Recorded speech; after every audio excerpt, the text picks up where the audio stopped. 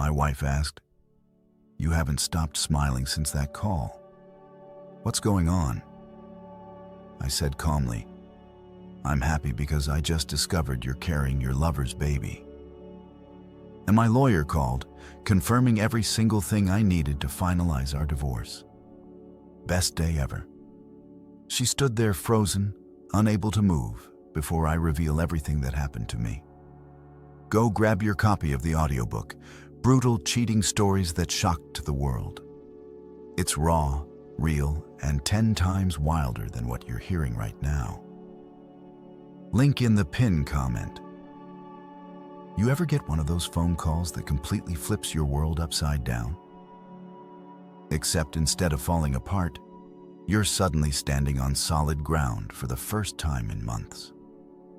Yeah, that was me on a random Tuesday afternoon, standing in the office parking lot like some kind of existential statue, holding my phone like it had just delivered the winning lottery numbers wrapped in a divorce decree and tied with a bow made of pure, unfiltered relief. Jax, it's Dr. Glenn Porter from the lab. The voice crackled through my speaker, all professional and clinical, like he was about to tell me my cholesterol levels or something equally mundane. Got your results back from that paternity test you requested. I'm looking at the numbers here, and well, buddy, hero match. Not even close. Like, not even in the same genetic zip code. I didn't cry, didn't shout, didn't punch the air or fall to my knees in some dramatic soap opera moment. I just smiled big wide. The kind of smile that probably made me look like a complete psychopath to anyone walking past me in that parking lot. But I didn't care. It was the most genuine smile I'd cracked in what felt like years. And it was powered by the purest fuel known to man. Vindication with a side of I freaking knew it. It was the smile of a man who'd just been released from emotional prison without having to tunnel through the walls with a spoon over 20 years. The smile of someone who'd been gaslit so hard they'd questioned their own sanity, only to discover that, nope, they weren't crazy after all. The smile of a guy who could finally stop pretending everything was fine when it was about as fine as a 3-legged chair in an earthquake. You still there, Jax? Dr. Porter asked, probably wondering if I dropped dead from shock. Yeah, document. I'm here just processing. Processing was a generous word for what I was doing. I was basically having a full-body exhale that I'd been holding in for the better part of 3 months. Thanks for calling. Really? You have no idea what this means to me. No problem. The full report will be emailed to you within the hour. Take care of yourself. All right? I hung up and just stood there for a moment, leaning against my car hood like it was the only thing keeping me tethered to reality. The sun was doing that late afternoon thing where it turns everything golden and makes even a boring corporate parking lot look like something out of a movie. Except this wasn't a movie. This was my life. And for once, the plot twist was actually working in my favor. So it's not mine, I whispered to myself, testing the words out loud like they might evaporate if I said them wrong. Fantastic. Absolutely fantastic. Honestly, I hadn't smiled that hard since I discovered that online pizza delivery was a thing. And I could get a large pepperoni to my door in under 30 minutes without having to interact with another human being. Some people have their mountaintop moments of enlightenment. I have mine in parking lots with my phone and a DNA test that just confirmed my wife had been playing house with someone else. Let me back up a second and paint you the full picture here, because context is everything. And this particular context had been building for months like a thunderstorm. You can see coming from miles away, but can't do anything to stop. Imagine spending the better part of your marriage watching your wife slowly transform into a stranger. Not in the normal, oh, we've grown apart kind of way that happens to couples who stop trying. No, this was different. This was watching someone actively build a separate life while pretending the one with you still mattered. The late-night phone calls she'd take in the bathroom. The sudden interest in her appearance after years of sweatpants Sundays. The way she'd changed her phone password from our anniversary date to something she wouldn't tell me, claiming it was for security reasons, like we lived in a spy thriller and not a 3-bedroom colonial in the suburbs. And then there were the Wednesdays. Those magical Wednesdays when she'd suddenly become passionate about book club with her girlfriends. Except I'd run into her friend Melissa at the grocery store one night, and she'd looked at me confused when I mentioned how nice it was that they were reading together every week. Book club, Jax. I haven't been to a book club since college, and even then, I just showed up for the wine. That's when the little voice in the back of my head, the one I'd been trying to silence with logic and trust, and all that marriage counseling garbage about giving her space, started screaming. Not whispering. Screaming like a smoke alarm that knows your house is on fire, even if you're still convincing yourself it's just burnt toast. So yeah, when I found that pregnancy test 3 weeks ago, wedged under the passenger seat cup holder in her car like some kind of suburban Easter egg hunt prize, I knew. I knew. 2 bright pink lines staring back at me like they were mocking me, laughing at the poor, stupid husband who hadn't touched his wife in over 2 months because she was too tired or too stressed or had a headache that apparently lasted from July through September. Unless I'd somehow developed the ability to teleport my genetic material across rooms through sheer willpower, which would be a neat party trick, but seemed unlikely. That baby wasn't mine. It couldn't be mine. Basic biology doesn't lie, even when your spouse does. But I'm not a rash guy. I don't blow up. I don't make scenes.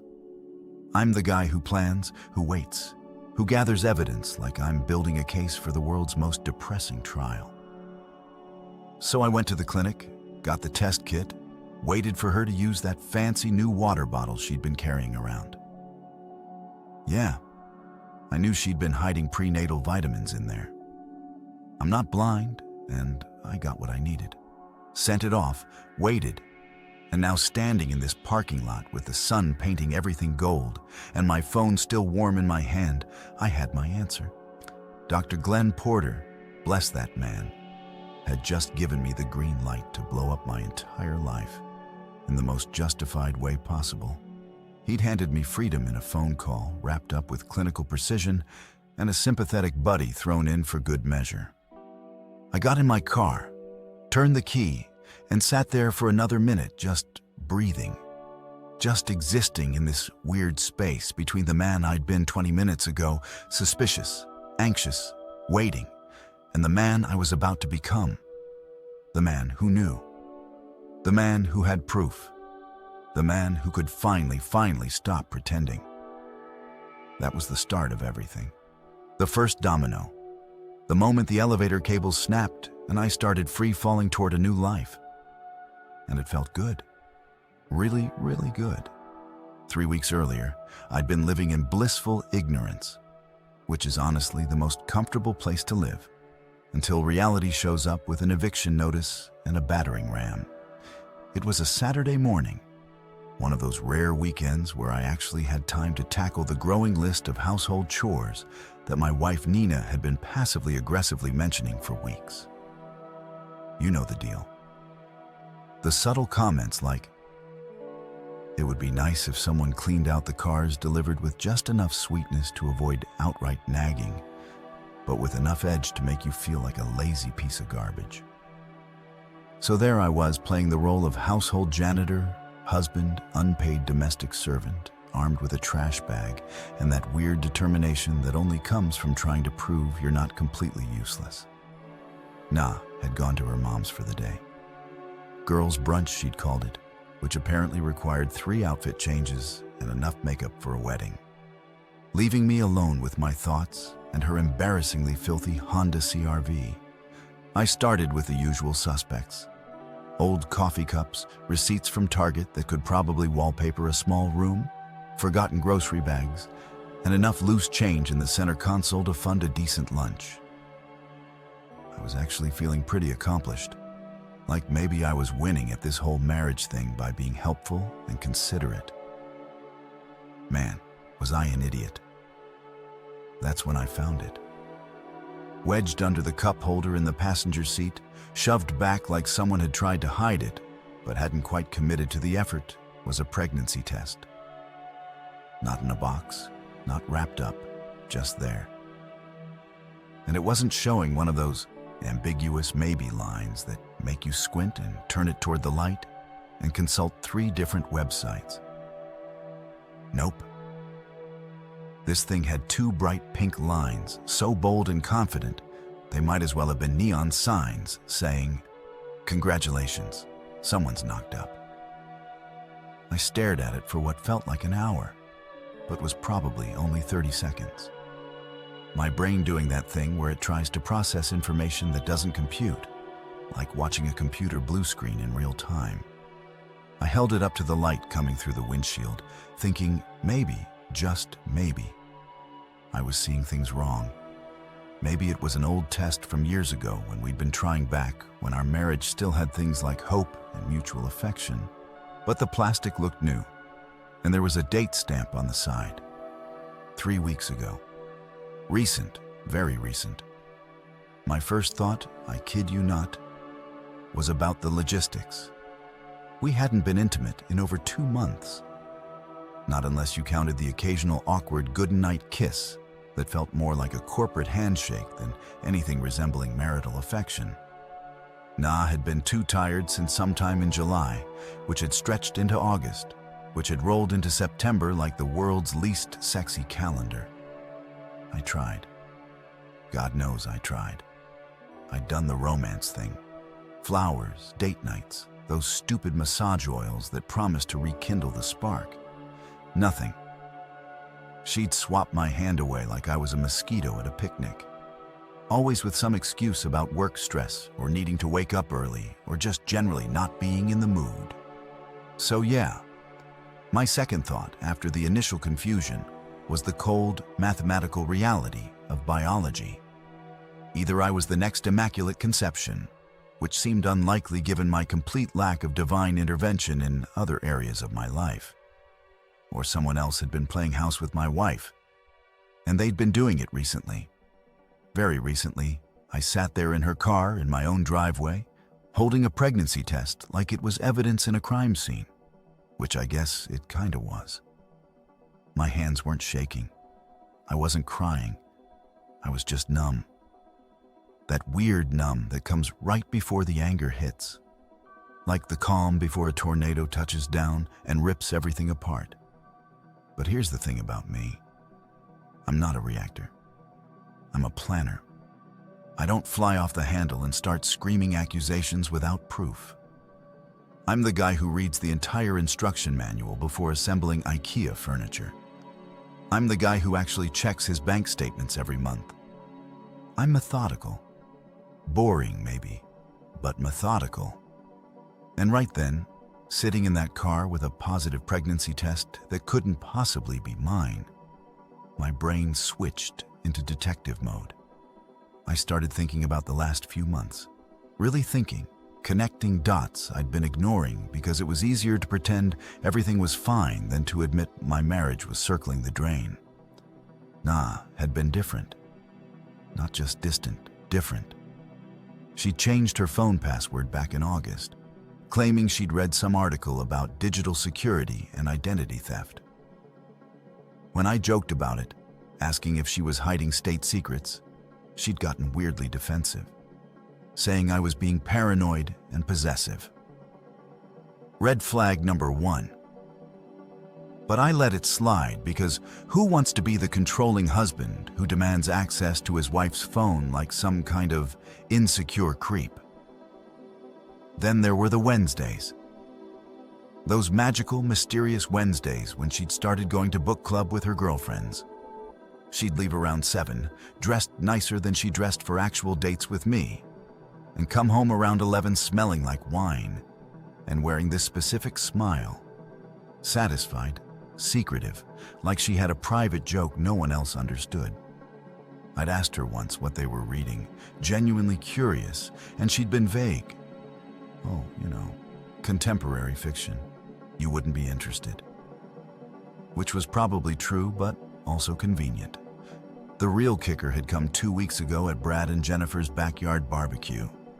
I'd been manning the grill like the suburban dad I was apparently destined to become, flipping burgers and pretending I knew the difference between medium and medium well when Tara, one of Na's supposed book club members, had wandered over with a beer. "Thanks for letting Na have her Wednesday nights," she'd said, completely casual, like she was commenting on the weather. I know. My book club used to drive my husband crazy with all the wine and gossip. I'd looked at her confused. Used to? Yeah, we disbanded like 6 months ago. Nobody had time to actually read the books anymore. She'd laughed, taking a sip of her Bud Light. We were basically just drinking wine and complaining about our kids. Na's got the right idea doing her own thing on Wednesdays. Now that's when my inner Sherlock Holmes clocked in for duty, minus the cool accent, the pipe, and the deerstalker hat. But with all the suspicious paranoia intact.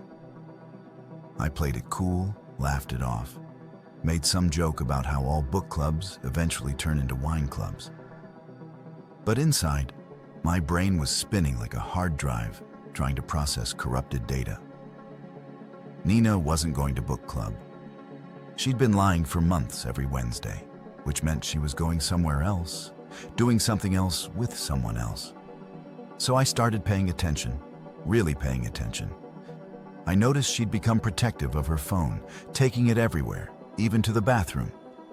I noticed new underwear in her drawer, the fancy kind she used to wear for me years ago, but had abandoned for comfort once we'd settled into married life. I noticed she'd started going to the gym more often, which would have been great, except she'd never been a gym person. And suddenly she was doing evening workouts 3 times a week.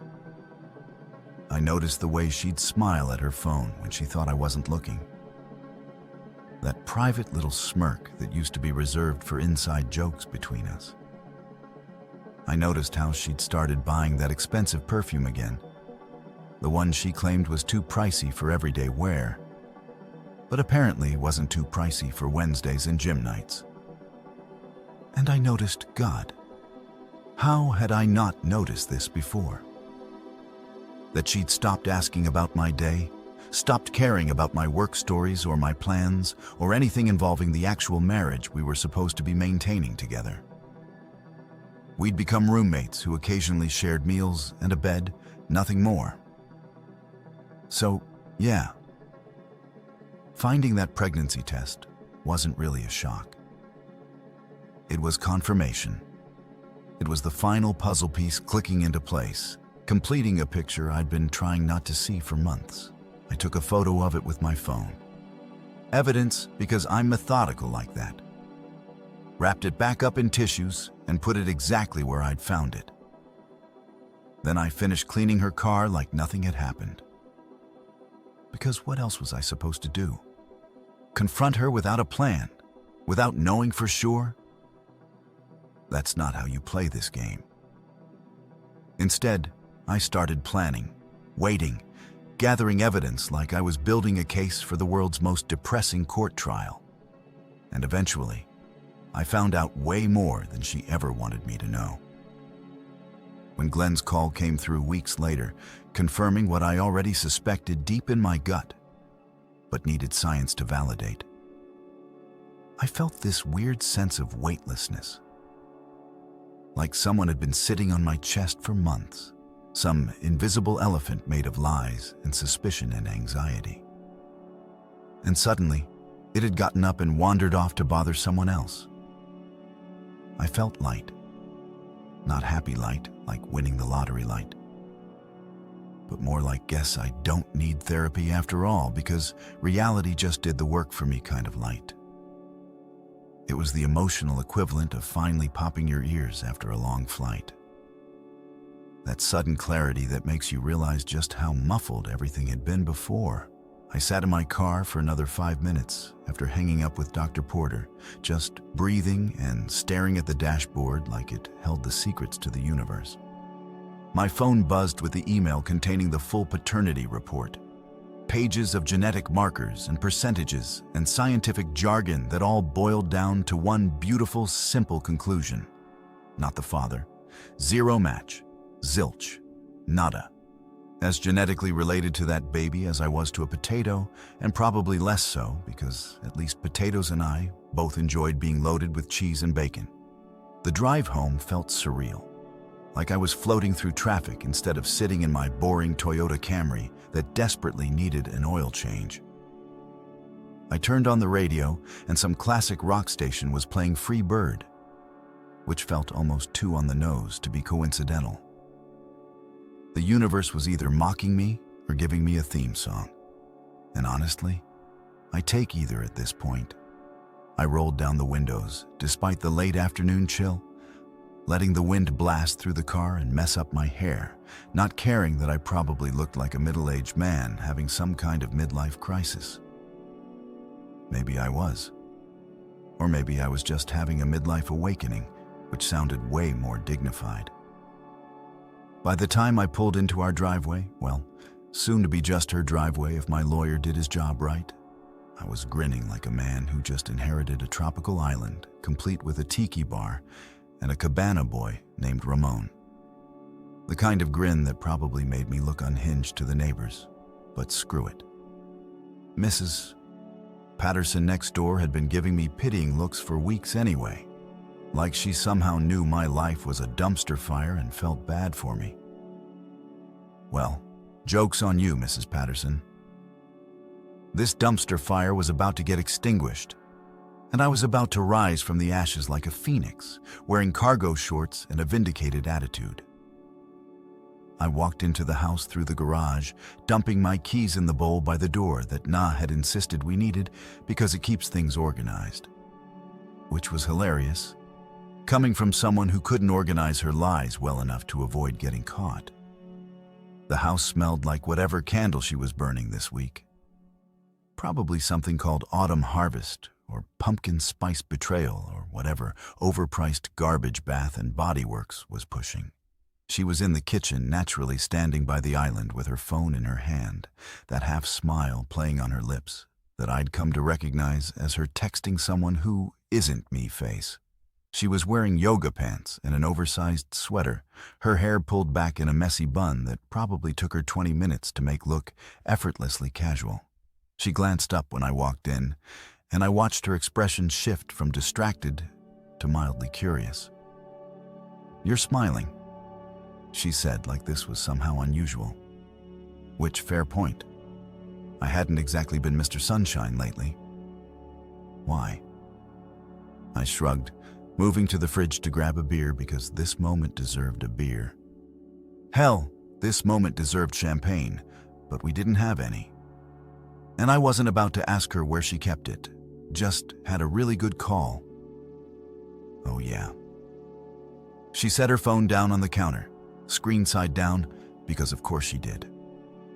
About what? Life? I said, popping the cap off my beer and taking a long, satisfying sip. Everything's finally making sense. You know that feeling when all the puzzle pieces click into place and suddenly the picture is crystal clear. Yeah, that. She looked at me like I just started speaking Mandarin, confused, slightly concerned, like a cat, trying to understand why the red dot from the laser pointer won't stay still no matter how many times she pounces on it. Are you feeling okay? You're being weird. Am I? I leaned against the counter, still grinning, enjoying this moment way more than I probably should have. Or maybe you're just not used to me being in a good mood. Easy to confuse the two. She narrowed her eyes, picking up her phone again. Did something happen at work? Nope. Work's the same as always. Boring meetings, boring emails, boring everything. This is personal. Way more personal. I took another sip of beer, watching her squirm, God, this was fun. Was it petty? Absolutely. Did I care? Not even a little bit. You're freaking me out, Jax. Good talk, I said, pushing off the counter and heading toward the stairs. I'm going to go change. Long day behind me. I heard her huff in frustration, muttering something under her breath that I couldn't quite catch, but probably wasn't complimentary. I climbed the stairs 2 at a time, feeling lighter with each step, like gravity had decided to give me a discount. I could hear her moving around downstairs, the sound of cabinets opening and closing, probably stress eating whatever organic overpriced snacks she'd bought at Whole Foods last week. I went into our bedroom, soon to be just my bedroom in a different house, hopefully, and changed out of my work clothes, taking my time, folding everything neatly, because even in the middle of a marriage implosion, I was still annoyingly organized. That's when I heard the shower turn on in the bathroom, Na's escape routine. Whenever she needed privacy or wanted to make a phone call she didn't want me to hear, she'd take a shower. It was like clockwork. Pavlov's dogs had nothing on my wife's predictable deception patterns. I moved closer to the bathroom door. Not close enough to be obvious, but close enough to hear the muffled sound of her voice through the running water and the wooden door. She was talking in those hushed, urgent tones that people use when they're trying to have a secret conversation in not quite private enough spaces. I couldn't make out the exact words, but I caught fragments acting strange, and I don't know, and call you later. Captain Book Club was getting an update. How sweet. I wondered if he knew about the pregnancy test yet, or if Nina was planning some kind of dramatic reveal for him too. Maybe they'd do a gender reveal party together. You know, really commit to the whole secret life thing. They could have blue and pink smoke bombs and everything. I could show up uninvited with the paternity test results as my +1. That would be a party for the ages. I walked back to our bedroom, grabbed my laptop from the desk by the window, and sat down on the edge of the bed. The shower was still running. I had time. I opened my email and pulled up the draft I'd been working on for the past week, the one addressed to my lawyer, Marcus Chun, who I'd hired after finding that pregnancy test.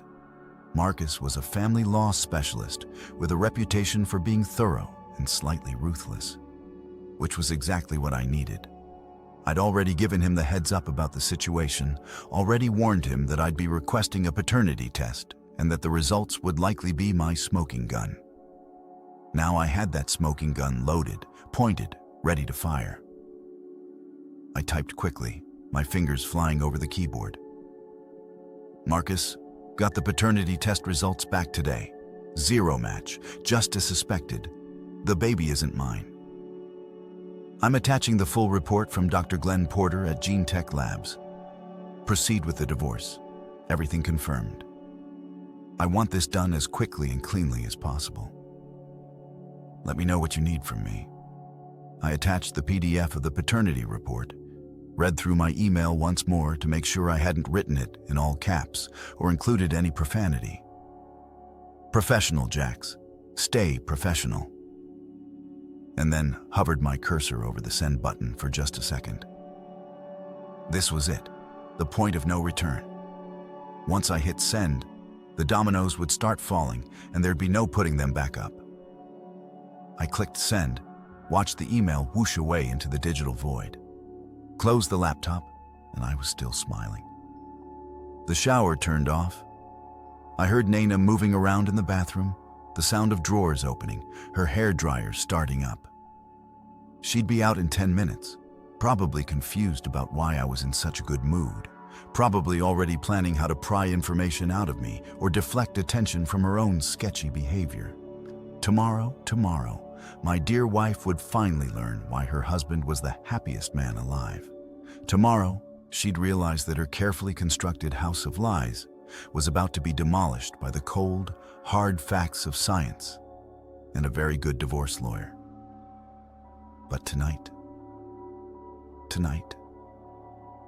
I was going to enjoy this calm before the storm. I was going to savor this moment of knowing something she didn't know I knew. I was going to drink my beer, maybe order some pizza, and sleep better than I had in months. Because freedom, I was learning, tasted a hell of a lot better than denial. The next morning, I woke up at 6:30 feeling more refreshed than I had in months.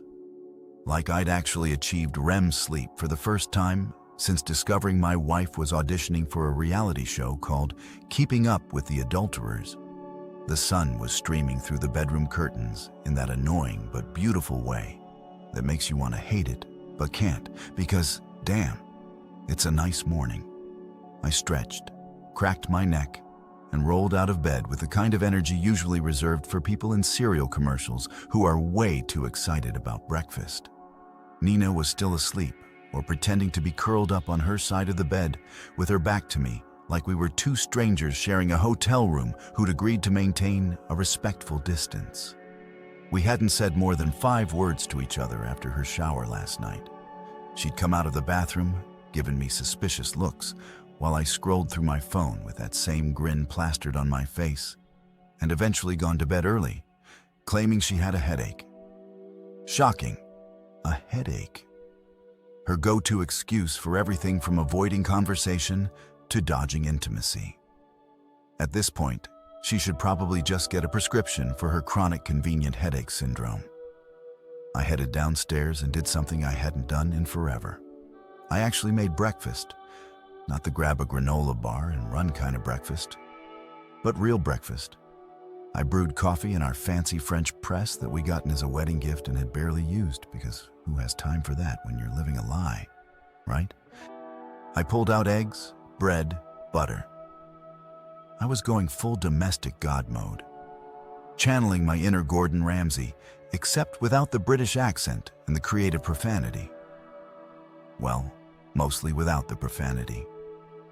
The coffee smelled incredible, like hope and new beginnings mixed with premium Colombian beans. I was whisking eggs in a bowl, humming along to some 80s pop song playing from my phone when I heard Nana's footsteps on the stairs. Slow, hesitant, like she was approaching a crime scene and wasn't sure what she'd find. I glanced up as she appeared in the doorway, and man, she looked rough. Hair sticking up in weird directions, mascara smudged under her eyes from not washing her face properly last night, wearing an old college t-shirt that had seen better days. She looked like she'd lost a fight with her pillow, and the pillow had won decisively. "You're up early?" she said, her voice scratchy with sleep and suspicion. She eyed me like I was hiding a body somewhere in the kitchen. "And you're cooking?"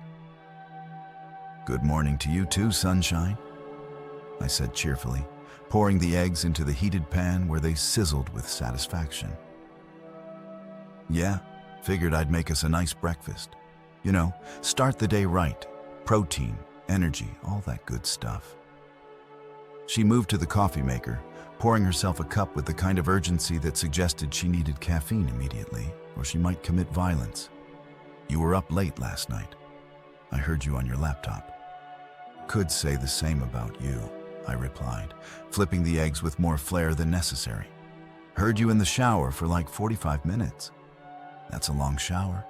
Must have been really dirty." Her eyes narrowed over the rim of her coffee mug. What's that supposed to mean? Nothing at all. Just an observation about water conservation. "You know, we should probably think about the environment." I slid the perfectly cooked scrambled eggs onto 2 plates, added some toast, and set them on the kitchen table like I was working at some hipster brunch spot in downtown Portland. "Breakfast is served." She sat down slowly, still watching me with those suspicious eyes, like I'd been replaced by a pod person overnight. And she was trying to figure out when the real Jax would return. "You're acting weird. Or maybe you're just not used to me being in a good mood," I said, settling into my chair across from her and taking a bite of toast. Perfectly golden brown. I was killing it this morning. "When's the last time we had breakfast together?" Like actually sat down and had breakfast like humans who live in the same house and allegedly care about each other. I don't know, a while. She picked at her eggs with her fork, not eating, just moving them around the plate like she was conducting some kind of culinary investigation. Did something happen at work with your family? You've been smiling since yesterday, and it's freaking me out. Why does something have to happen for me to be in a good mood? Can't a guy just wake up feeling positive about life? Not you. Not lately. You've been? She paused, searching for the right word. Distant. I almost laughed. I actually had to cough to cover it up. Distant. That was rich, coming from the woman who'd been building a separate life for months. Who'd been lying about book clubs and carrying another man's baby. But sure, I was the distant one. Classic projection.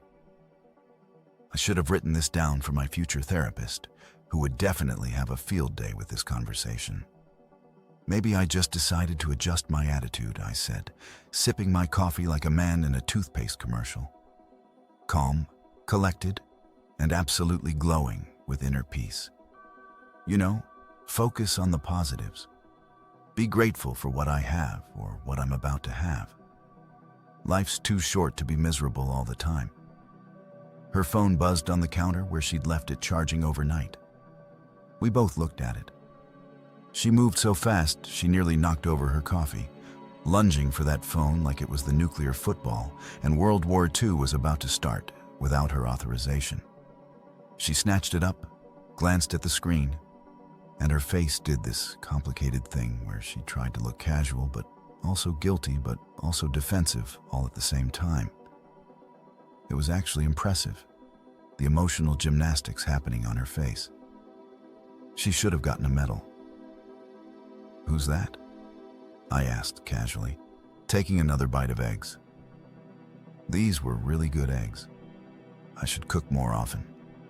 Maybe in my new apartment after the divorce, I'd become one of those guys who actually enjoys cooking. Learn to make fancy omelets and stuff. Take a cooking class. Meet people who weren't liars. None of your business. She snapped, clutching the phone to her chest like I was trying to steal it. Oh, so a secret book club emergency. Then I leaned back in my chair, studying her. What's the crisis? Someone pick a book nobody wants to read. Heated debate about whether the protagonist's choices were justified. Oh wait, you guys don't actually have a book club anymore, do you? Tara mentioned that at Brad's barbecue.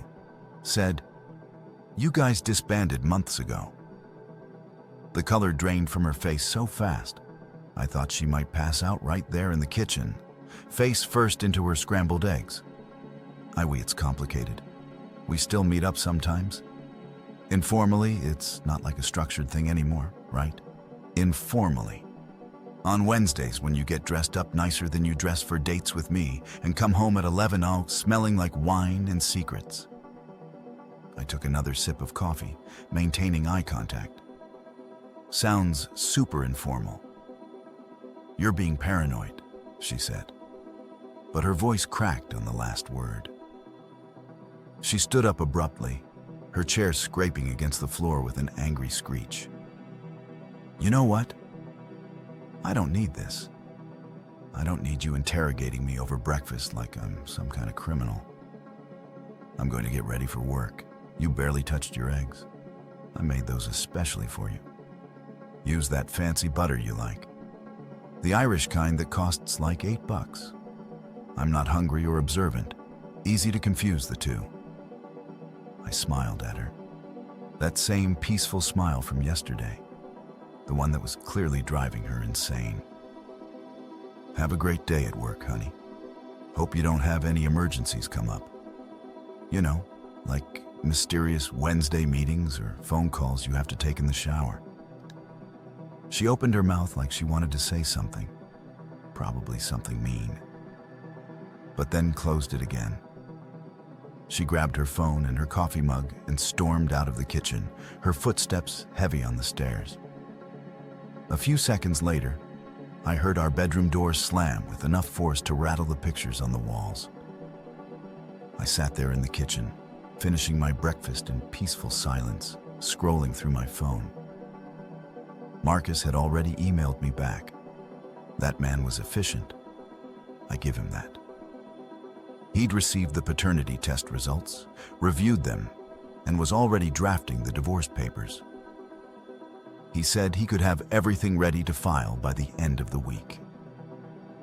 He also mentioned in his typically dry lawyer way that this was one of the more straightforward infidelity cases he'd handled, which I guess was supposed to make me feel better.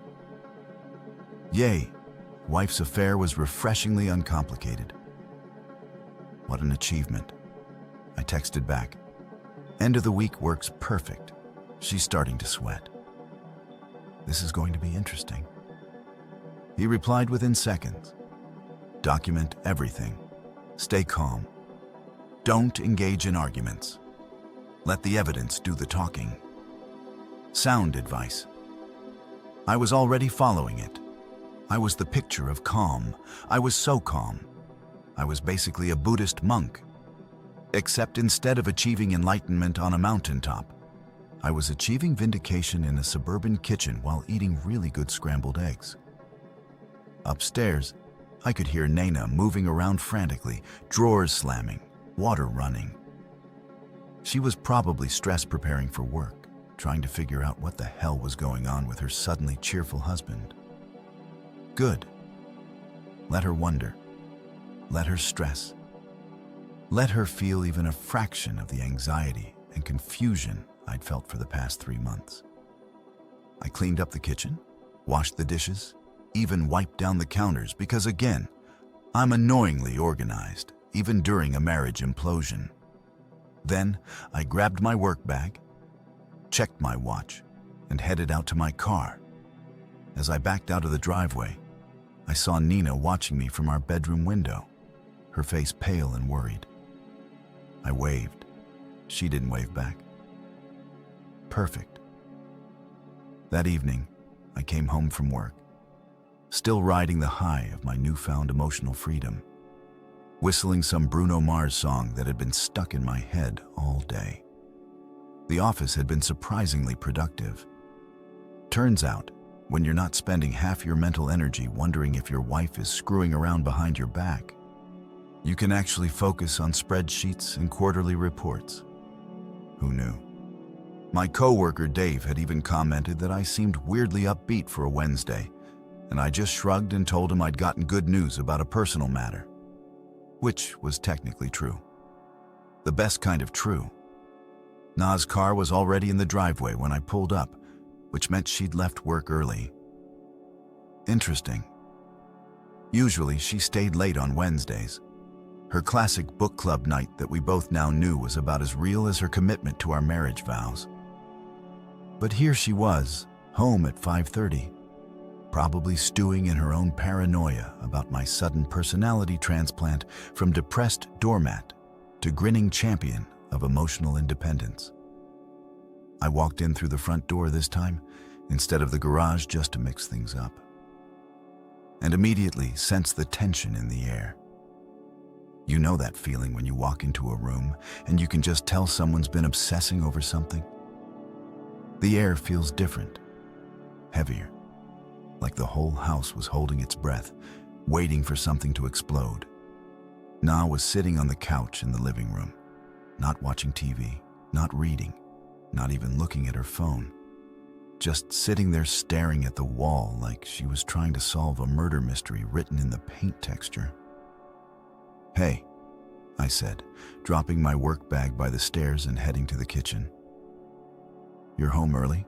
Feeling okay?" "I'm fine," she said. But her voice was tight, like she was holding back something that desperately wanted to come screaming out. "We need to talk." "Sure, let me just grab some water first." "Want anything? Juice, wine, a truth serum?" I opened the fridge, grabbed a bottle of water, and walked back to the living room, settling into the armchair across from her. I unscrewed the cap slowly, deliberately, took a long sip, and then gave her my full attention. Okay, I'm all yours. What's up? She was staring at me with this intense look that probably would have intimidated me a week ago, but now just seemed kind of desperate. Her hands were clasped together in her lap, knuckles white like she was physically holding herself together. You've been acting strange for 2 days now. Ever since that phone call yesterday, and you haven't stopped smiling, not once. And it's creeping me out. What's going on with you? I told you I'm just in a good mood. Is that a crime now? Should I be miserable to make you more comfortable? I took another sip of water, maintaining perfect eye contact. I didn't realize my happiness was so disturbing to you. That's actually pretty revealing when you think about it. Don't do that. Don't turn this around on me. Her voice was rising now, frustration bleeding through. Something happened. Something changed. And you're acting like everything's fine, but you're also being passive-aggressive and weird. And I want to know what the hell is going on. I leaned back in the armchair, crossed one leg over the other, and just looked at her for a long moment. This was it. The moment I'd been building towards since Dr. Porter's call. The moment where I got to watch her entire world shift on its axis. Part of me, the petty, vindictive part that I didn't know I had until recently, was absolutely savoring this. The other part of me, the part that had loved this woman for years and built a life with her, felt sad. But that part was getting quieter every day, drowned out by the facts and the lies and the pregnancy test that started this whole mess. You really want to know? I asked, my voice calm, almost gentle. Like I was about to tell her something mundane about my day, instead of detonating a nuclear bomb in the middle of our living room. Yes, Jesus, Jax, yes. Just tell me what's going on so we can deal with it and move on. Okay. I set my water bottle down on the coffee table, took a breath, and looked her dead in the eyes. I'm happy because I just discovered you're carrying your lover's baby, and my lawyer called yesterday confirming every single thing I needed to finalize our divorce. Best day I've had in years, honestly. Really top-tier life moment. The silence that followed was so complete, so absolute that I could hear the neighbor's dog barking 3 houses down. I could hear the refrigerator humming in the kitchen. I could hear my own heartbeat doing that steady, satisfied rhythm of someone who just delivered the perfect closing argument in a trial. Na's face went through about 15 different emotions in the span of 3 seconds. Confusion, shock, denial, fear, more shock. Her mouth opened and closed like a fish that had suddenly found itself on dry land and couldn't quite process what had gone wrong. Her hands started shaking. Her eyes went wide, pupils dilating, like her brain was trying to compute information that didn't make sense, even though it made perfect sense. What? What are you talking about? She finally managed to whisper.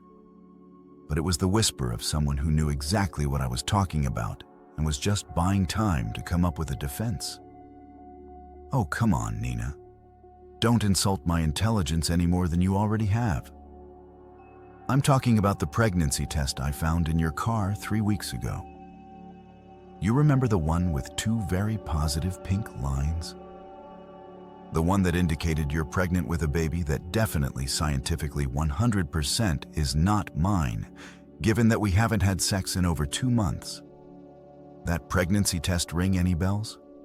Her face went from pale to absolutely ghostly.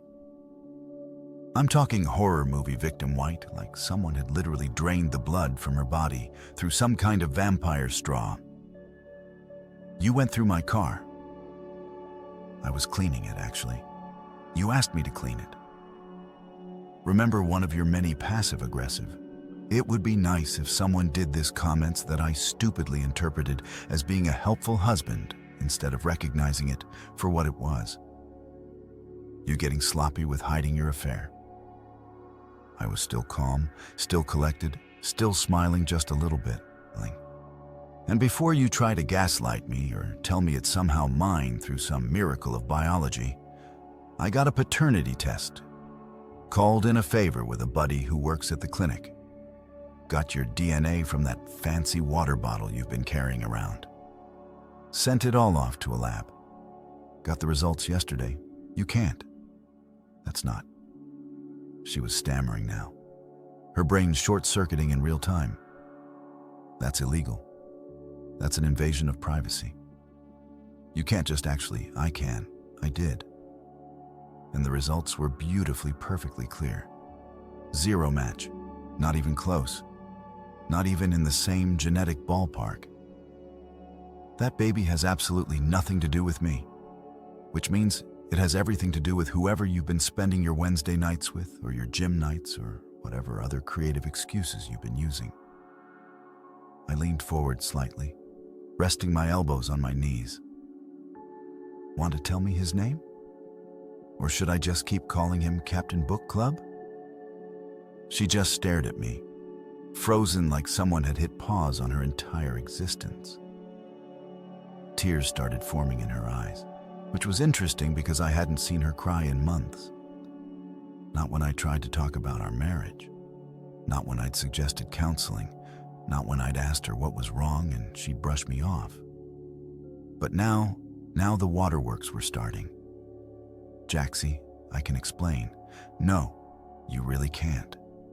There's no explanation that makes this okay. There's no spin you can put on. I cheated on my husband and got pregnant by another man. That's pretty straightforward.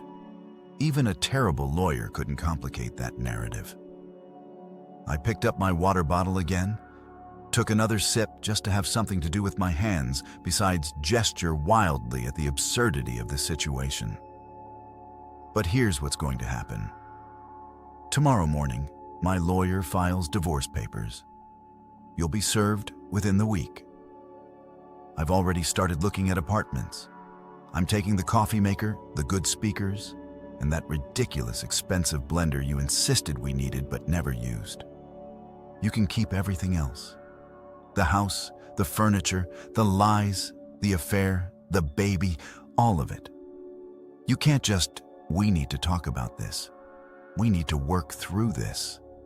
She was crying for real now, tears streaming down her face. But I felt nothing. No sympathy, no urge to comfort her, just a weird sense of detachment, like I was watching this happen to someone else. Work through it.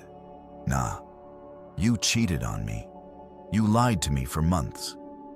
You're pregnant with another man's child.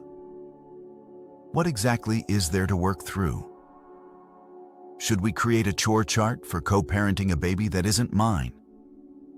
Should we go to couples therapy so you can learn better communication skills about your affair? I stood up, grabbed my water bottle, and started walking toward the stairs. I'm done. We're done. You wanted to know why I was smiling? That's why. Because I finally have proof that I'm not crazy, that my instincts were right, and that I get to leave this marriage with my dignity intact. And a really good story for my future therapist. Jax, please. She tried to stand up, but her legs weren't cooperating. She sort of half collapsed back onto the couch, sobbing, reaching out toward me like I was a life raft, and she was drowning. You know what the funny thing is? I paused at the bottom of the stairs, looking back at her.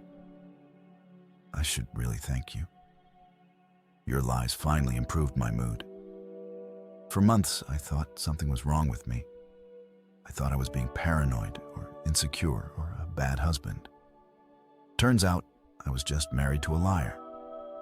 And knowing that, having actual proof of that, is the most freeing thing I've felt in years. I went upstairs, leaving her sobbing on the couch.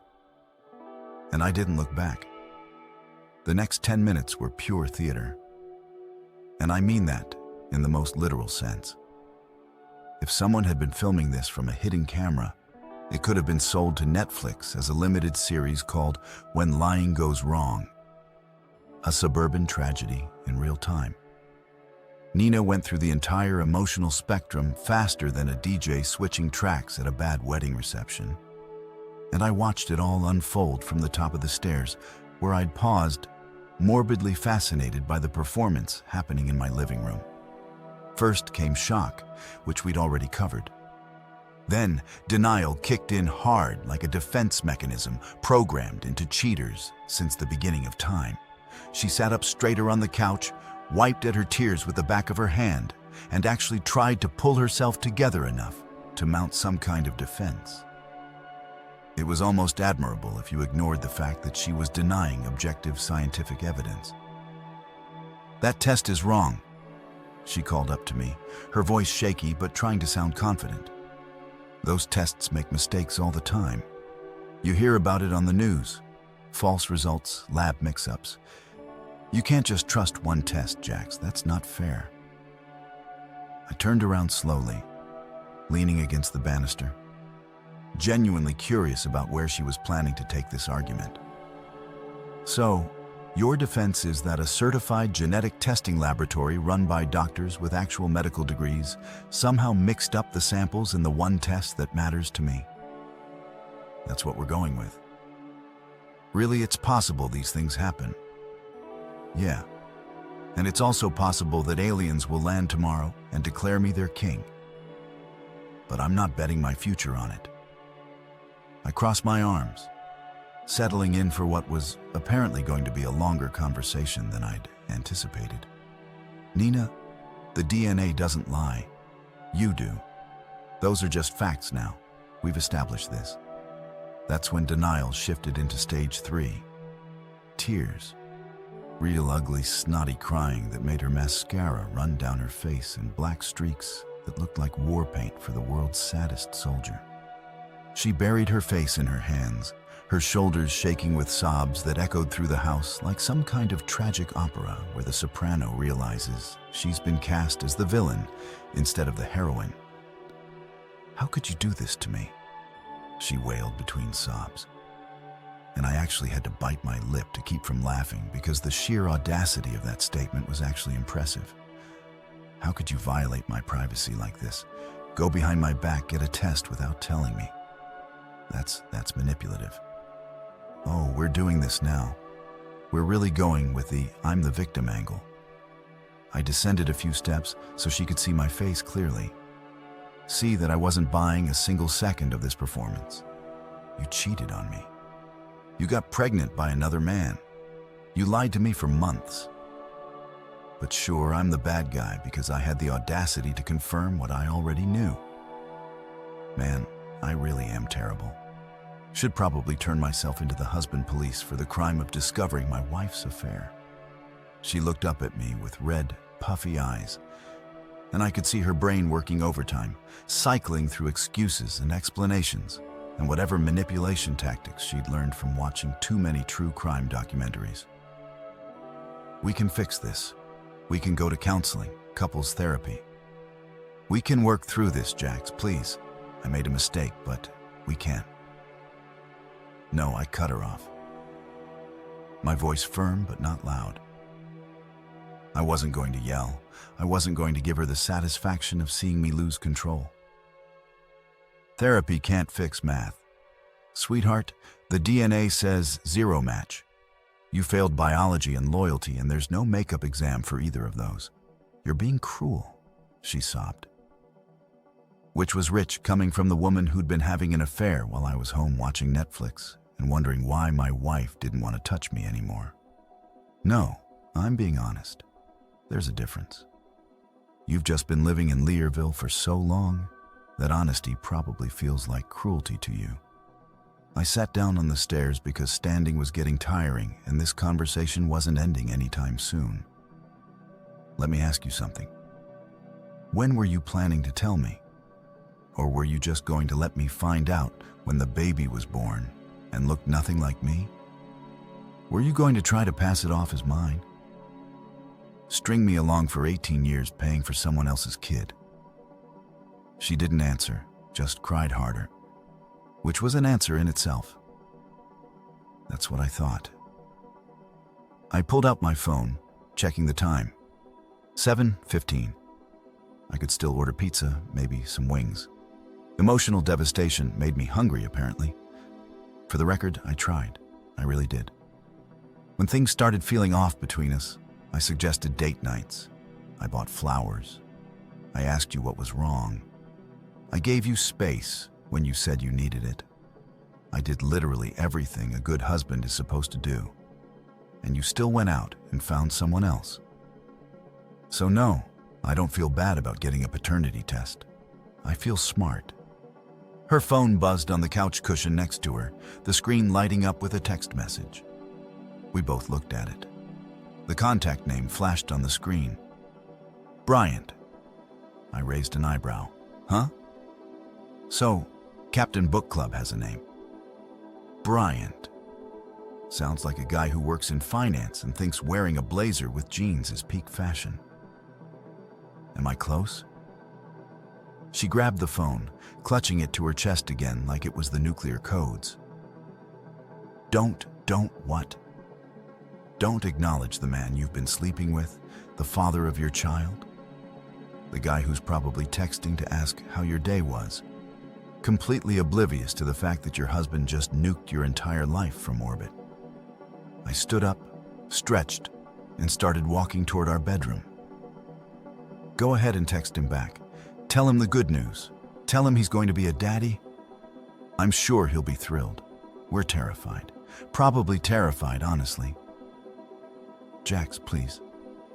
I'm going to pack a bag, I said, not stopping, not looking back. I'll be staying at a hotel for a few days while I look for an apartment. You can have the house. Keep it. Enjoy it. Fill it with whatever furniture you and Bryant pick out together. Paint the nursery. Do whatever you want. It stopped being my home the second you decided our marriage vows were more like marriage suggestions. I walked into our bedroom and grabbed my duffel bag from the closet. The one I usually used for gym clothes that I never actually took to the gym, because who has time for self-improvement when you're busy investigating your wife's affair? I started throwing clothes into it. T-shirts, jeans, underwear, socks, toiletries from the bathroom. I wasn't being neat about it. I was just grabbing stuff and shoving it in efficiency over organization for once in my life. Na appeared in the doorway, still crying. But now, with this desperate, panicked energy, like she was watching her entire future slip away. Which, to be fair, she was. Where are you gonna go? Hampton Inn, probably. They have decent Wi-Fi and a breakfast buffet. I'm simple folk. I zipped up the bag, threw it over my shoulder, and grabbed my laptop from the desk. Don't worry about me. Worry about yourself. Worry about explaining this to your parents. Worry about telling Bryant he's a father. Worry about all those people you're going to have to lie to about why your marriage fell apart, because we both know you're not going to tell them the truth. People make mistakes, Jax. Everyone makes mistakes. Yeah, they do. But there's a difference between forgetting to take out the trash and carrying on a month-so-long affair that results in pregnancy. Those are not in the same mistake category. One's a hoopsie, the other's a character assessment. I moved toward the door, and she stepped aside, letting me pass. I'll have my lawyer contact you about the divorce proceedings. Don't call me unless it's an actual emergency. And no, your feelings don't count as an emergency. I walked down the stairs, my bag bumping against my hip, my footsteps echoing in the house that suddenly felt like a museum of a failed marriage. I grabbed my keys from the bowl, the organizational bowl that Na insisted we needed, and headed toward the garage.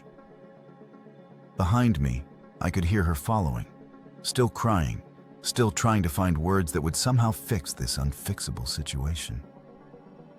I never meant to hurt you, she said, her voice small and broken. I paused at the door to the garage, turned around one last time, and looked at her. Really looked at her.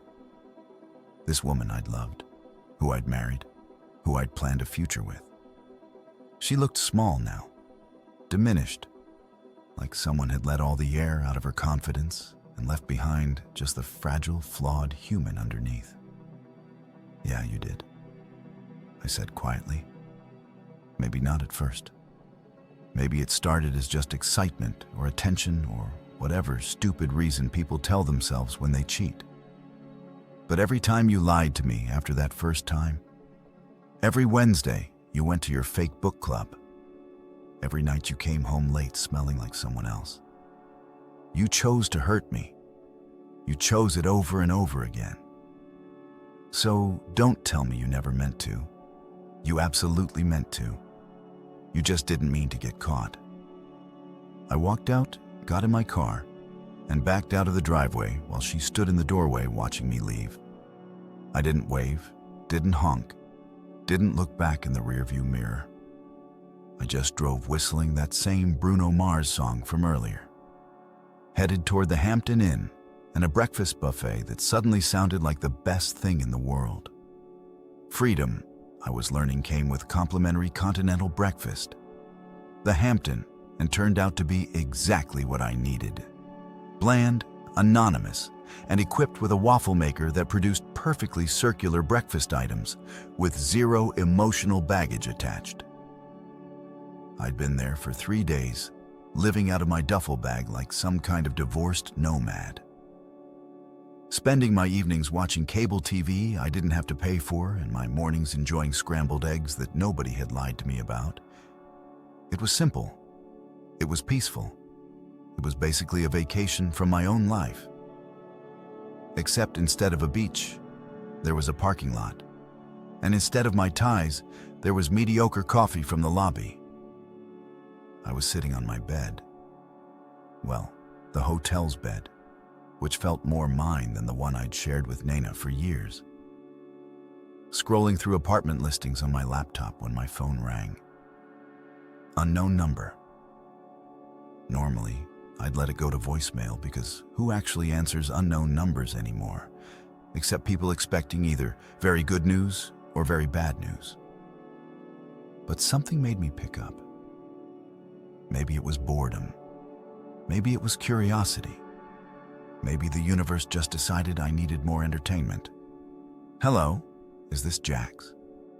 The voice on the other end was male, somewhere in his 30s probably, with that weird tension that comes from someone making a phone call they really don't want to make, but feel obligated to anyway. Depends on who's asking and whether you're trying to sell me an extended car warranty. "This is Bryant." Pause. Heavy, meaningful pause. The kind of pause that carries about 7 different levels of awkward. "Bryant Chun, I think we need to talk about our wives." I actually laughed like a genuine bark of laughter that probably made me sound unhinged to this poor bastard on the other end of the line. Because of course this was happening. Of course the universe wasn't content with just blowing up my marriage. It had to add extra layers of absurdity, like some kind of cosmic comedy writer who thought the first draft wasn't quite ridiculous enough. "Oh man," I said, still chuckling, sitting up straighter on the bed. "Okay. Yeah, I figured this call would come eventually, but I didn't expect it quite this soon. Let me guess. Your wife's been acting weird, secretive, making up excuses about where she's been." "Community volunteering," he said flatly. "Every Wednesday evening said she was helping at the food bank downtown. Except I called the food bank last week to make a donation in her name for her birthday. And they had no record of any volunteer named Ashley Chun. Said they'd love to have her if she was interested, but she'd never signed up." "Book club," I replied, matching his tone. "Except the book club disbanded 6 months ago and nobody bothered to tell me." Funny how that works, right? It's like they got together and decided on the exact same playbook. Chapter 3. Creating Alibis for Dummies. He exhaled and I could hear the exhaustion in it. The bone-deep tired that comes from having your reality rewritten without your permission. Yeah, that's pretty accurate actually. So, you know, then about them. Found a pregnancy test in my wife's car 3 weeks ago, I said, standing up and moving to the window, looking out at the parking lot where a family was loading luggage into their minivan. Probably headed somewhere normal people go on normal vacations with normal problems. Got a paternity test done. 0 match. Not even close. I'm guessing you're in a similar situation. The silence on the other end lasted so long, I thought maybe he'd hung up. But then I heard him clear his throat. Found text on her phone 2 days ago. She left it on the counter while she was in the shower. And I don't usually look. But something felt off. Saw messages from someone named Nina.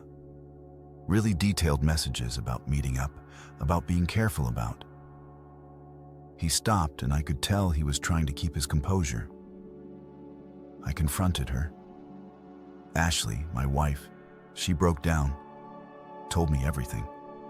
Said she'd been seeing Naina's husband, said it had been going on for months.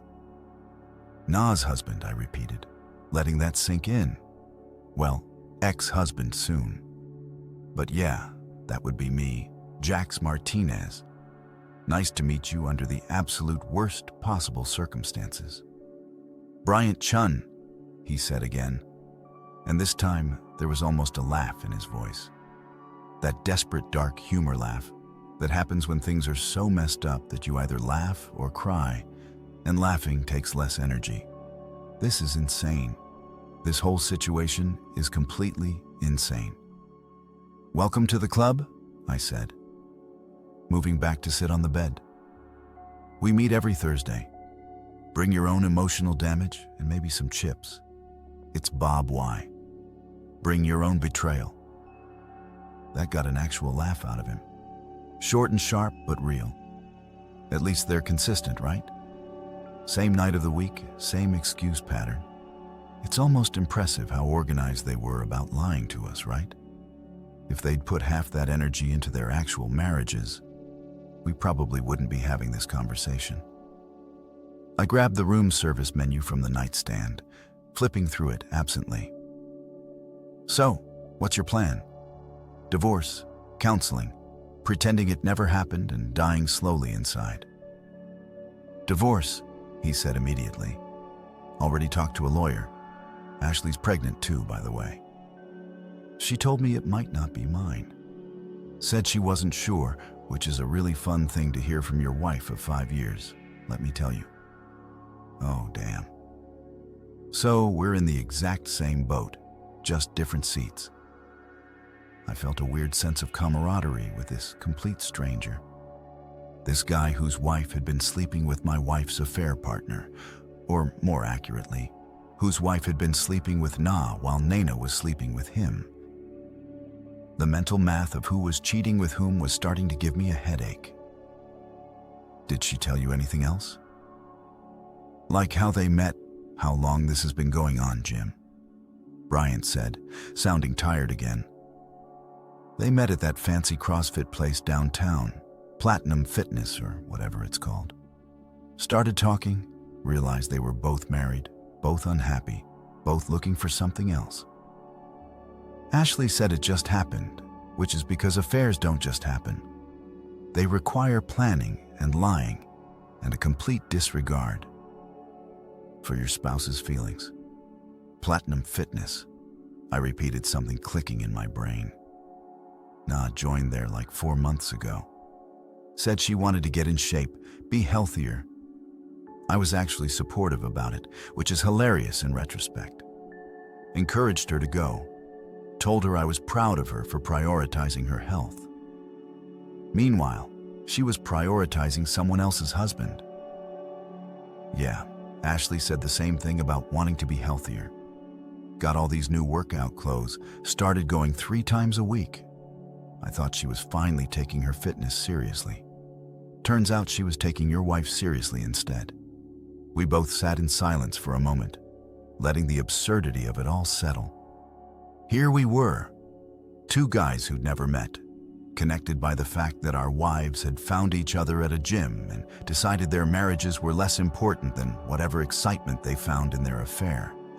It was like a bad Lifetime movie, except those usually end with someone learning a valuable lesson and everyone hugging it out. And I was pretty sure this story was ending with lawyers in separate apartments. "You said she's pregnant?" I said finally. "Did she say if she's keeping it?" "Yeah, she wants to keep it. Said she's not sure who the father is, but she wants to keep it anyway." He laughed bitterly. "She actually had the audacity to ask if I'd stay and help raise it regardless.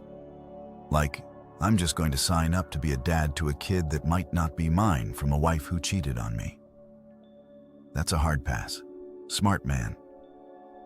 Nah, hasn't asked me anything because she knows the answer would be no," followed by several creative descriptions of exactly how unlikely that scenario is. I paused, then added, "When you mentioned the pregnancy test to Ashley, how'd she react?" "She didn't know Nina was pregnant," Bryant said, surprise evident in his voice. "I told her what you just told me, and she went pale like she just realized this whole thing was bigger and messier than she thought. I think she assumed it was just an affair, not a let's blow up both our marriages and possibly create humans in the process situation. Yeah, consequences are funny like that. They tend to show up right when you're least prepared for them." I stood up again, restless energy making it impossible to sit still. "Look, Bryant, I know this is weird. Us talking like this, bonding over our wives' affair. But I'm actually glad you called. Makes me feel less alone in this circus." "Same," he said, and I could hear the relief in his voice. My friends don't really get it. They try to be supportive, but they haven't been through it. They give me advice like just move on or plenty of fish in the sea. And it's like, yeah, thanks. But maybe let me process the fact that my entire life was alive first before I start thinking about fishing metaphors. Exactly. Everyone wants you to be okay immediately. Like healing from betrayal has some kind of express lane option. I check my watch.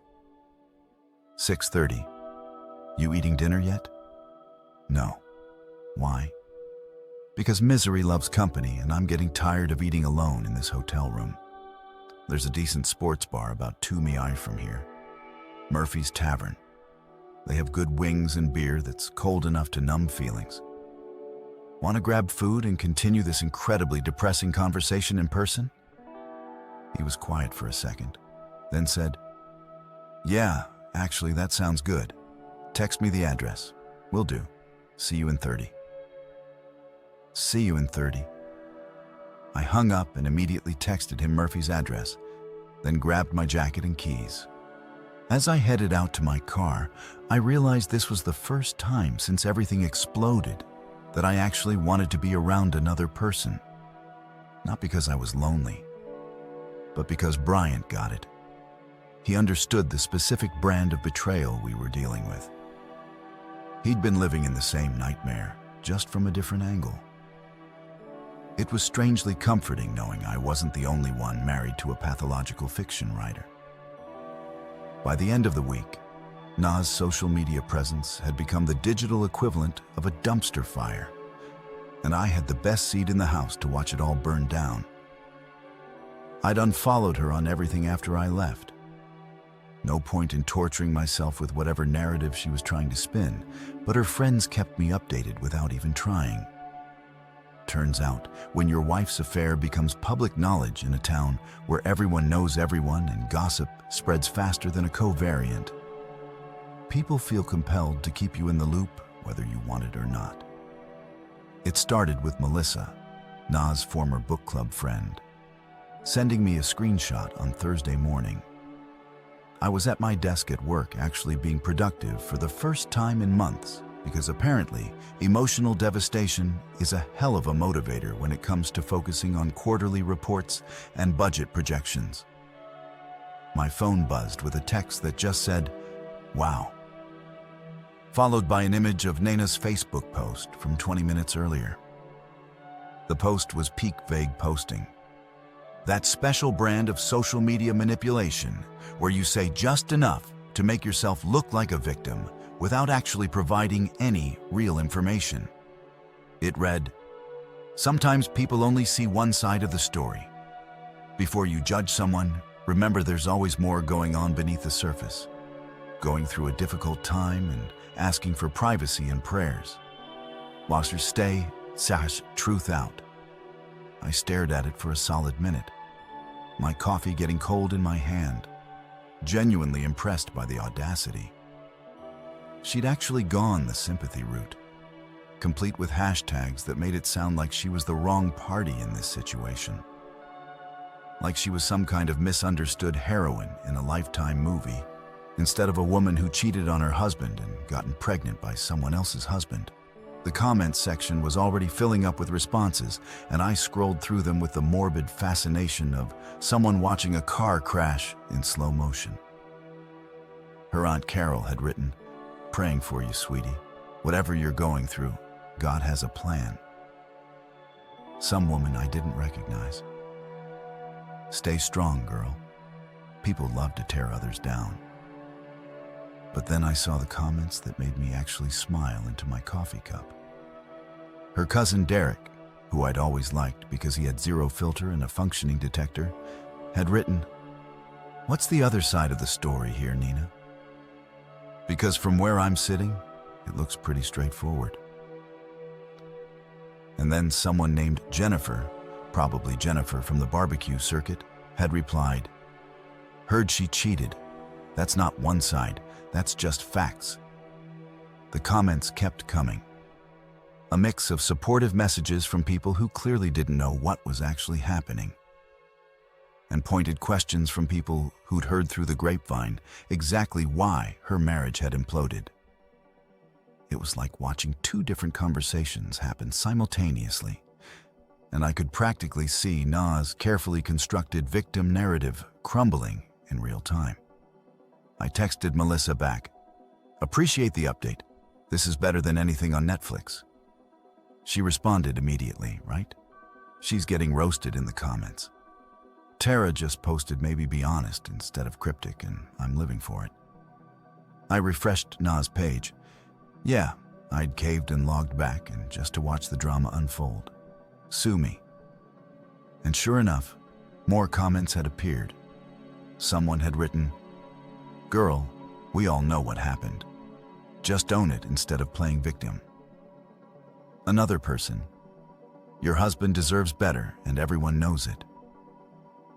The post disappeared about an hour later, just vanished like it had never existed, which it technically hadn't in any meaningful way, since the internet never forgets and screenshots are forever. I imagine Na sitting at home, probably still in our house because I hadn't pushed for her to leave yet, frantically deleting her failed attempt at damage control and wondering how everything had gone so wrong so fast.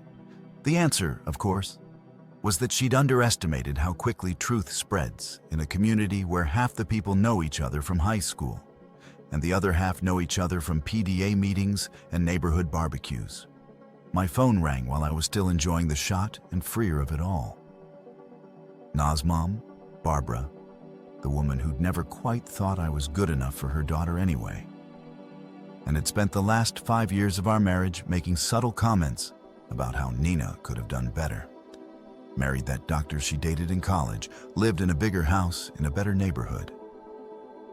I almost didn't answer, but curiosity won out.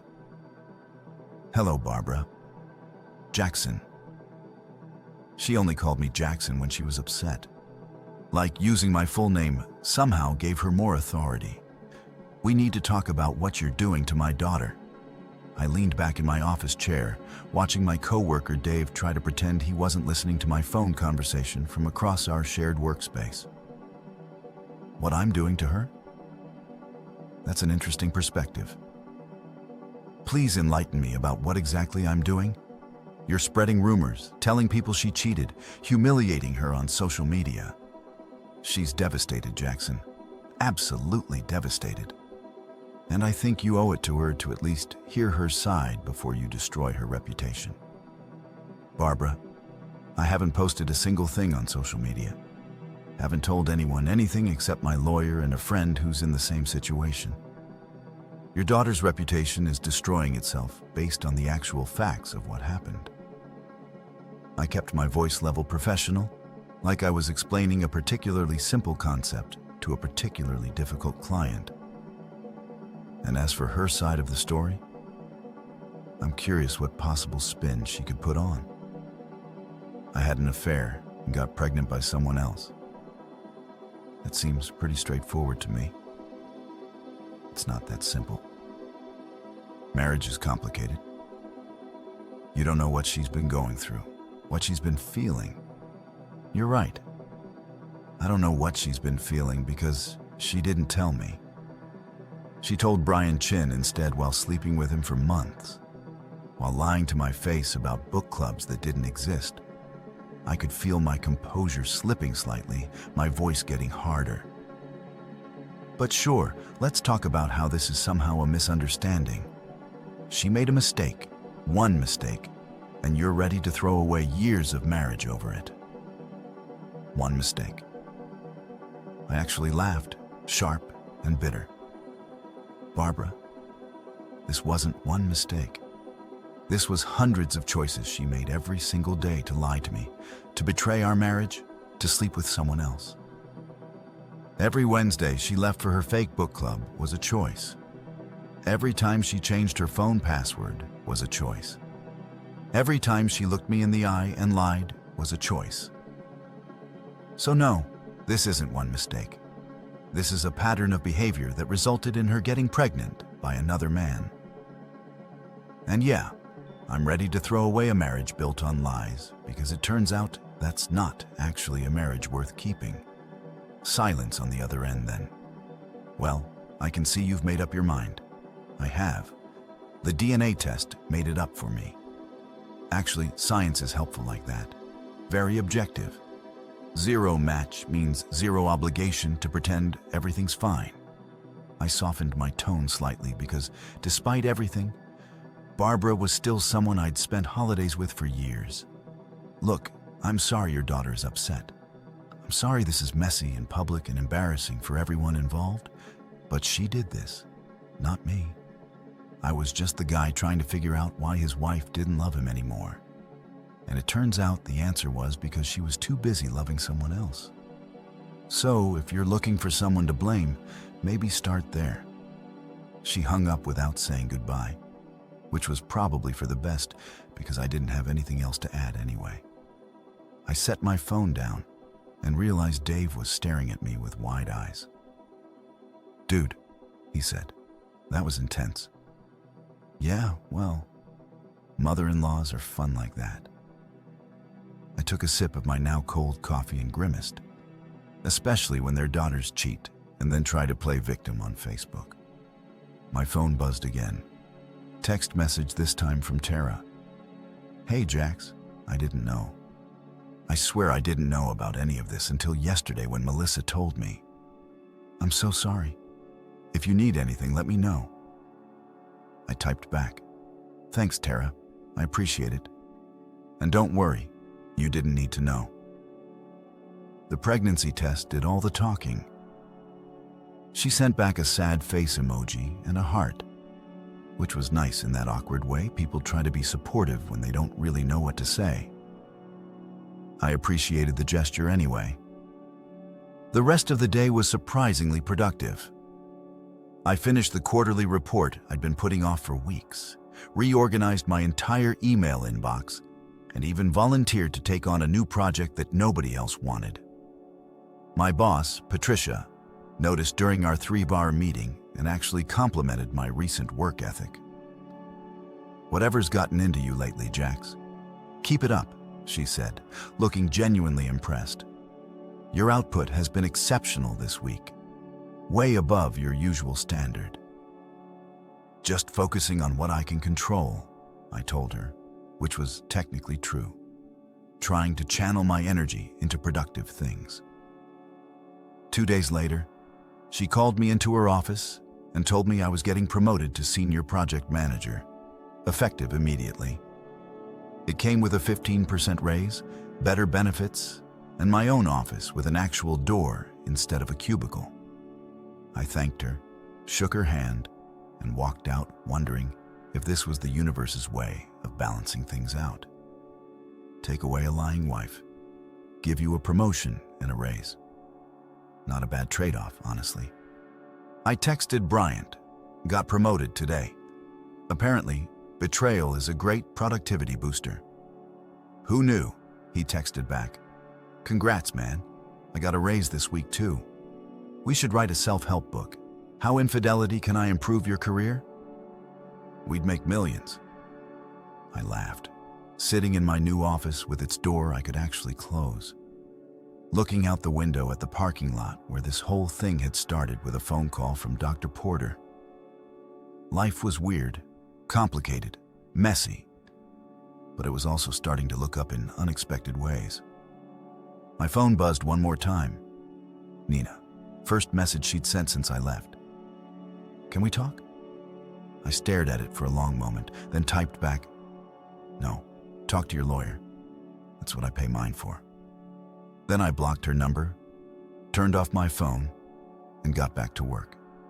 3 months later, life had settled into something resembling normally, or at least the new version of normal that comes after your marriage explodes and you rebuild from the rubble.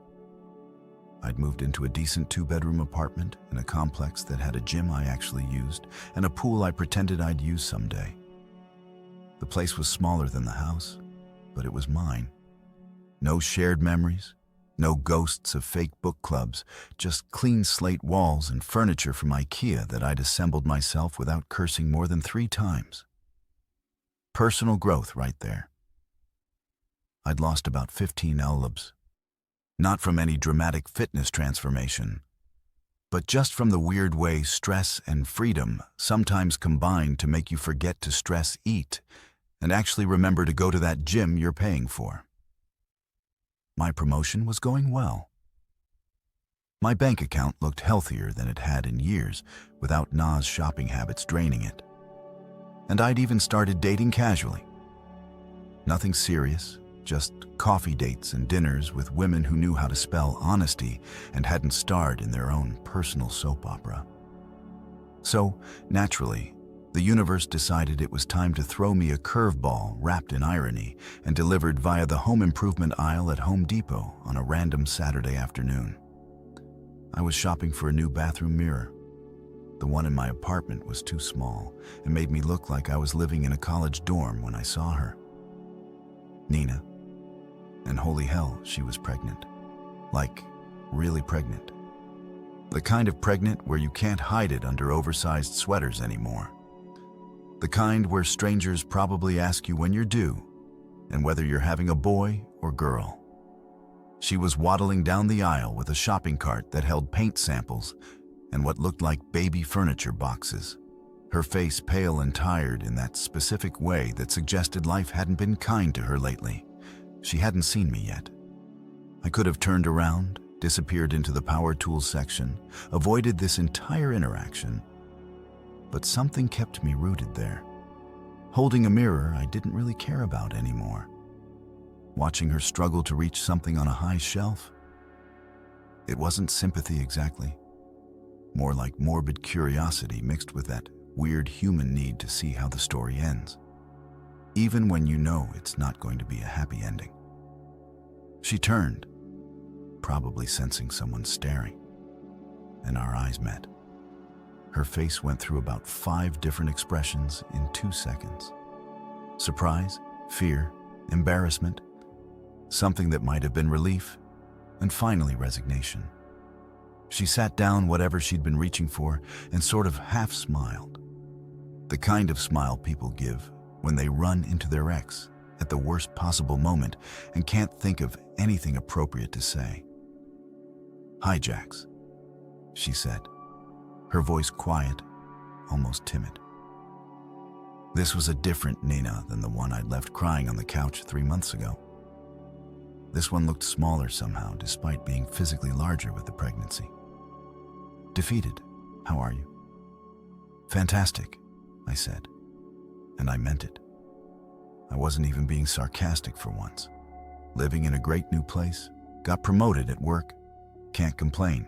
You managing? She looked down at her belly, then back up at me. Managing is one word for it, I guess. She paused, seeming to gather courage for whatever she was about to say. Bryant left, found out the baby's his through a paternity test, freaked out, and moved to Seattle for a job opportunity. So, it's just me now. I should have felt something. Vindication maybe, or satisfaction that karma had come around. But I just felt nothing. Empty. Like she was telling me about something happening to a stranger in a movie I'd stopped watching halfway through. Wow. Guess loyalty is contagious in your circle after all. She flinched like I'd slapped her, but didn't argue. Yeah, I guess I deserve that. Yeah, you do. I set the mirror in my cart, ready to end this conversation and get on with my Saturday.